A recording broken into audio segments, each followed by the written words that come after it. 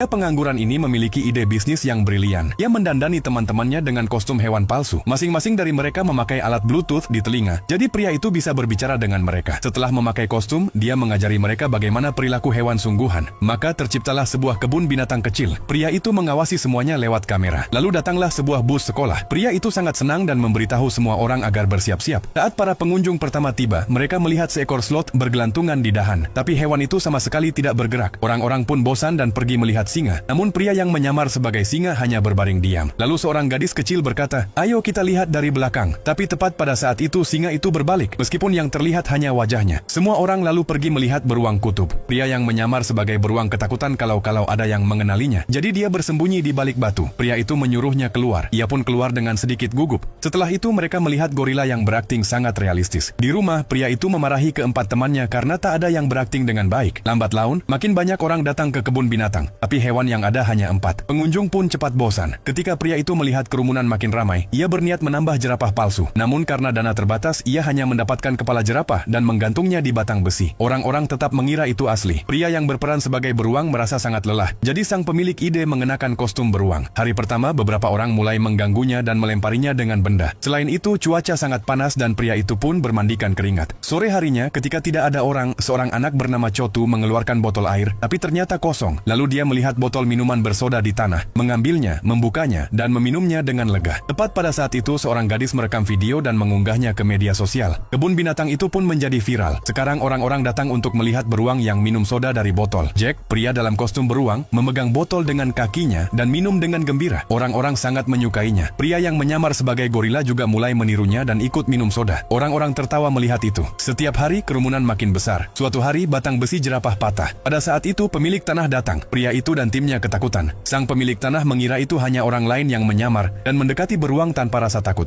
Tapi ternyata beruang itu benar-benar asli. Ia melompat ke arah pemilik tanah dan menjatuhkannya. Tampaknya beruang itu akan melukainya, tapi pria itu pura-pura mati dan tidak bergerak. Saat itu Jack yang mengenakan kostum beruang datang dan mengalihkan perhatian beruang sungguhan. Sementara itu yang lain memanfaatkan kesempatan untuk menyelamatkan pemilik tanah. Beruang itu menyerang Jack, tapi karena kostumnya tebal, Jack tidak terluka dan berhasil selamat. Kini semua orang tahu kebenarannya dan kebun binatang itu pun terpaksa ditutup.